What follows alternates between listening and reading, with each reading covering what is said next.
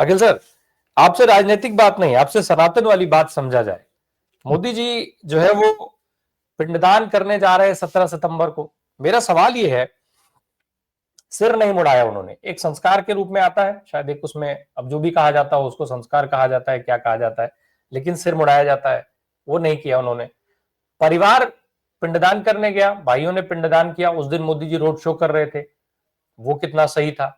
और अब 17 सितंबर का दिन का चुना जाना पिंडदान के लिए बिहार में, गया में अभी जबकि मोदी जी गए थे, तो उस समय भी जब ये गए थे तभी भी कर सकते थे। 17 सितंबर का ही दिन क्यों चुना गया? ये सारी चीजें जरा हम आपसे समझें सनातन के हिसाब से कि कितनी जरूरी, कितना सही, क्या गलत, या फिर पूरा राजनीतिक स्टंट। जय संविधान। देखिए राम प्रकाश जी, ये मुद्दा ही जो है ये सनातन धर्म से संबंधित है, इसका कोई राजनीतिक परिवेश नहीं। देखिए मैं ये मानता हूं, और जब से ये सोशल मीडिया के अंदर मैं चर्चा देख रहा हूं, मैं अपने सिख भाई बहनों को भी देख रहा हूं टिप्पणी करते हुए, और क्रिश्चियंस को भी देख रहा हूं, मुसलमानों को भी देख रहा हूं। वो मानी, लेकिन ये हमारी प्रैक्टिस है, मैं सनातनी हूं इसलिए मेरी प्रैक्टिस है। भाई कोई कुछ कहे, हम कह रहे हैं आपको जो करना है आप करिए, जो हम कर रहे हैं हम कर रहे हैं, हम अपने हिसाब से ठीक समझते हैं। आपको अनुचित लगता है कोई बात नहीं, आप अपने हिसाब से अपनी प्रक्रियाओं का पालन करें, हम अपना करेंगे। लेकिन सवाल ये उठता है, देखिए सनातन धर्म के अनुसार सनातन धर्म में भी बहुत सारी श्रेणियां हैं।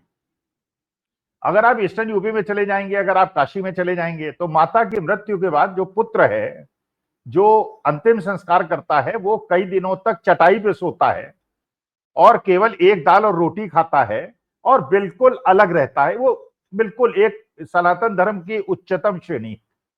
और आज हमारे जो बच्चे हैं या उनकी नेक्स्ट जनरेशन है वो भी सनातनी है, क्योंकि सनातन धर्म में उनका जन्म हुआ है, लेकिन उनके लिए सनातन धर्म की परिभाषा बिल्कुल डिफरेंट है। तो मैं इस परिवेश में एक चीज ये देखना चाहता हूं कि जो मोदी जी कर रहे हैं, अगर मैं होता तो मैं क्या करता। देखिए पहली चीज तो मैं ये मानता हूं, देखिए माता पिता हर बच्चे के लिए, जितने लोग पैनल में बैठे हैं या बाकी सबके लिए, माता पिता से श्रेष्ठ भगवान का रूप अगर कोई है तो माता पिता है। और ये बात देखिए जवानी में और बचपन में समझ में नहीं आती है, बाद में बुढ़ापे में समझ में आती है। ये माता पिता ने जो भी किया वो तुम्हारे भले के लिए किया, और अगर आज तुम आदमी बने तो अपने माता पिता की वजह से गए। ये मोदी जी भी मानते होंगे, मैं भी मानता हूं। लेकिन असली प्रश्न है, अगर मैं देश का प्रधानमंत्री होता और मेरी माता जी 90 साल और 96 साल की होती, तो मैं कहता मां तूने बड़ा कष्ट झेला है मेरे को आदमी बनाने में। बचपन में तूने बर्तन मांजे हैं, तेने खाली पेट रह के हमको खाना खिलाया है। मां अब तुझे सुख दूंगा, मैं अंतिम समय में सुख दूंगा। ये नहीं कि भाई जो है मेरे बाकी वो मेरा ध्यान रखेंगे और मैं 8,000 करोड़ के हवाई जहाज में घूमूंगा, 12 करोड़ की गाड़ी में घूमूंगा। मैं कहता मां तुम्हें अंतिम क्षण तक मैं जितनी भी तुम्हारी सेवा कर पाऊंगा, प्रधानमंत्री हो या राष्ट्रपति, रात में बैठ के तुम्हारे पैर दबाऊंगा और तुम्हारी बातें सुनूंगा। तो मुझे डांटना क्यों, मुझे अब डांटने वाले बहुत कम हो गए। ये मैं करता। मैं ये भी मानता हूं कि अगर आप सनातन धर्मी हैं और सनातन धर्म के नाम पे जो लोग भी हिंदू हैं और सनातन धर्मी भी हैं, लेकिन अंबेडकर को मानते हैं, पेरियार को मानते हैं, नारायण गुरु को मानते हैं, उनको इसलिए नहीं मानते कि उनकी विचारधारा आपसे अलग है। तो अगर आप अपने को शुद्ध सनातनी कहते हैं और सच्चे सनातनी कहते हैं, तो उन सारे जितने भी आपके कर्म बताए गए थे वो आपको करने चाहिए थे।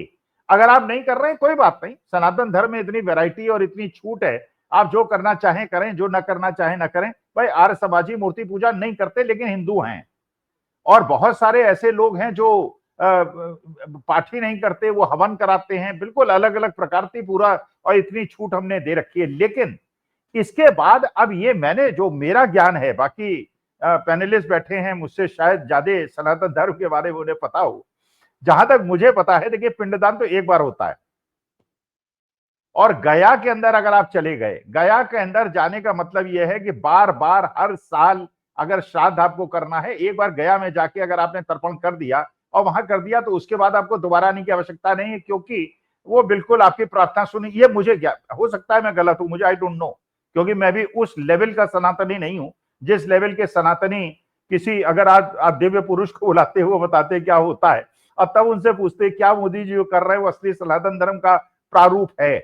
लेकिन एक बार जब पिंडदान हो गया और जितनी भी परंपराएं थी उसका आपने पालन नहीं किया, सिर नहीं मुड़ाए, वहां गए नहीं, आपने दुख प्रकट नहीं किया, और उसके बाद आपने ये सब कुछ किया। तो अब क्योंकि बिहार के अंदर इलेक्शन है तो वहां जाके पिंडदान का क्या मतलब है, ये बात मुझे समझ में नहीं आई। अब ये कोई भारतीय जनता पार्टी का अगर कोई वर्कर होगा उससे मैं पूछूंगा इसका मतलब क्या है, क्योंकि देखिए मां का सम्मान इस प्रकार से होता है, जितने भी बड़े लोग दिव्य पुरुष होते हैं उनके बारे में हम कहते हैं कि अम्बेडकर साहब को हम मानेंगे, हम गांधी जी को मानेंगे, तो हम क्या मानेंगे, हम ये मानेंगे कि जो भी उन्होंने कहा है जो उन चीज का हमें पालन करना चाहिए। देखिए हर माँ ने अपने बच्चे से बचपन में जरूर ये कहा है, हर माँ ने कहा है, मेरे ख्याल से मोदी जी की माता जी ने भी कहा होगा, झूठ कभी मत बोलना, जुमलेबाजी कभी मत करना, जो वादा करना उसको निभाना। और आप देखिए कितनी शर्मनाक बात है राम प्रकाश जी, मुझे तो इतना अफसोस हो रहा है, दुख हो रहा है, जब आज मुझे पता चल रहा है कि वोटिंग के बाद उपराष्ट्रपति के मोदी जी पंजाब जाएंगे एरियल विजिट करने। अरे पंजाब को, उत्तराखंड को, हिमाचल प्रदेश, जम्मू एंड कश्मीर को पैसे की आवश्यकता है। गांव के गांव बह गए हैं, मवेशी बह गए हैं, कपड़े बह गए हैं, धनाढ्य लोग सड़क पे आ गए हैं, खाने को नहीं है, वहां पे कोई रिलीफ मेजर्स नहीं लिए जा रहे हैं क्योंकि राज्य सरकारों के पास नए रिसोर्सेज नहीं है। पीएम केयर फंड पड़ा हुआ है मोदी जी के पास, आप बाद में जाएं न जाएं, पर्यटन करें न करें, आप कम से कम 15-15, 20-20 हजार करोड़ रुपए उनको दे तो दें। कम से कम आज की तारीख में ये सोचना, कहां डबल इंजन की सरकार है, कहां इंडिया गठबंधन की सरकार है, इन्हें बदनाम होने दो, ये करना मेरे ख्याल से राष्ट्रहित में नहीं है।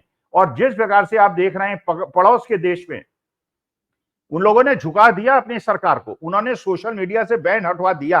भगवान करे मेरे देश के साथ कभी ऐसा ना हो, मेरे देश के अंदर शांति बनी रहे, संविधान बना रहे, लोकतंत्र बना रहे, मेरे देश के अंदर ऐसी परिस्थिति ना आए। लेकिन अगर श्रीलंका में यह हुआ, बांग्लादेश में हुआ, ये नेपाल के अंदर हुआ, तो मैं तो अपने माननीय प्रधानमंत्री से निवेदन करता हूं कि जनता की भावना को समझें।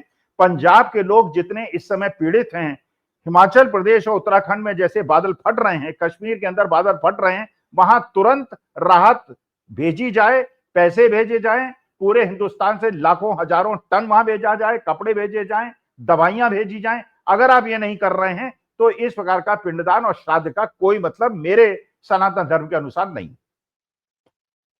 सर 2-3 चीजें ऐसी हैं जिनका जिक्र मुझे लगता है कर लेना जरूरी है। आपने कह दिया कि वो उन राज्यों को पैसे की जरूरत है, पैसे की जरूरत है सबको पता है, लेकिन पैसा ऐसे कैसे दे देंगे। कम से कम 24 घंटा अगर मीडिया हमें ये नहीं दिखाएगा कि मोदी जी जो है वो गए हैं बाढ़ प्रभावित क्षेत्रों में, तो फिर पैसा किस बात का। दूसरा, अभी एक और कैलकुलेशन देखिएगा, वो ठीक है कि पैकेज होगा, बड़ा होगा, निश्चित तौर पे पैसा तो मिलेगा ही राज्यों को, लेकिन अब उसमें उत्तराखंड को किस तरीके से पैकेज मिलेगा, जम्मू कश्मीर को कैसे मिलेगा, हिमाचल प्रदेश को कैसे मिलेगा, वहां पे एक तय है कि जो सौतेला रवैया अपनाया जाएगा वो सबको दिखेगा। इसके साथ मोदी जी के उस हवाई सर्वे का जो खर्च होगा, अगर उस हवाई सर्वे का खर्च मुझे लगता है निकाला जाएगा तो उस रेशियो में जो पैकेज मिलेगा वो शायद बहुत कम होगा।